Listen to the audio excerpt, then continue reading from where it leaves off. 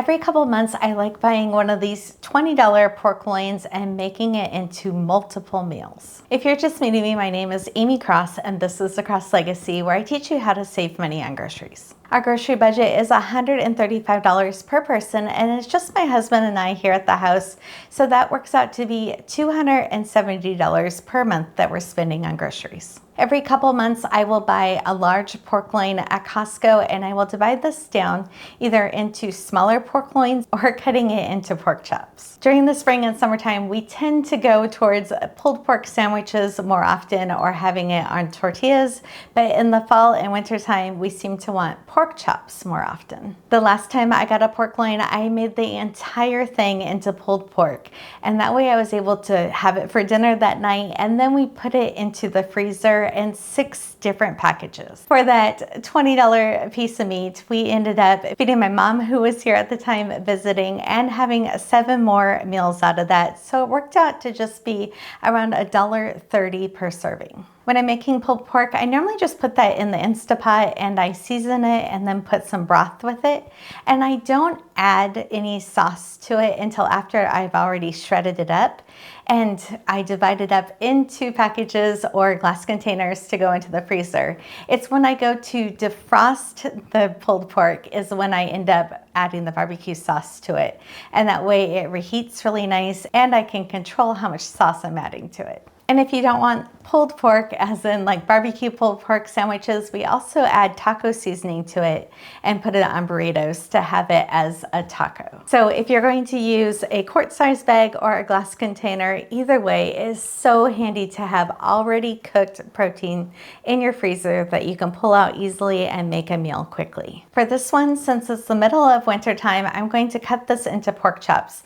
Now we actually like thick pork chops, which are normally around 1.5 inches in thickness, which is really funny. I normally measure it by 2 fingers and then cut along after 2 fingers. And I just took a measuring tape and my 2 fingers are exactly 1.5 inches. So it's funny, some of those old time skills that I have learned over the years end up being the actual correct measurement. If you wanted to stretch this even further, a normal thin cut is 1/2 inch or 1 finger length. I think I'm going to be able to get 18 servings out of this one pork loin using the thicker cut method. So we will show B-roll of me actually cutting this up.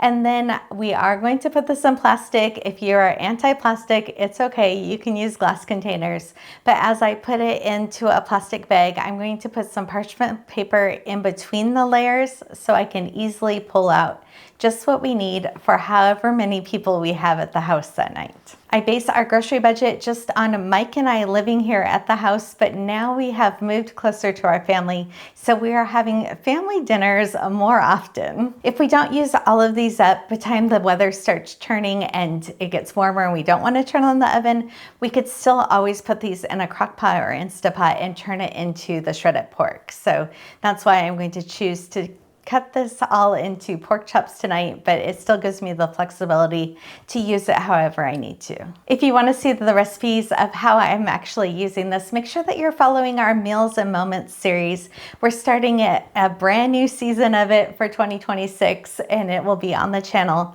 We put the series up once every 2 weeks so you can follow all of the meals that I'm making throughout the year. When I'm cutting any raw meat, I always cut it on a glass cutting board that can go into the dishwasher. So I save all of my wooden cutting boards for things that are already cooked and raw vegetables, and then my glass cutting board for raw meat. So that pork loin ended up being 16 thick cut pork chops. The 2 end pieces I put together as an extra serving. So each of these are divided with parchment paper in between them so I can pull out just what I need to serve for that dinner. And if you want to see some of the ways that I use this over the next couple months, make sure that you're subscribing and you're following that Meals and Moments playlist. We also post all of my grocery hauls here on the channel so you can see the ingredients that we're bringing into the house to be able to stay in that grocery budget, and know that I answer all of the questions that come through on YouTube a couple times a day. I will sit down and get all caught up on comments and questions, so please feel free to ask.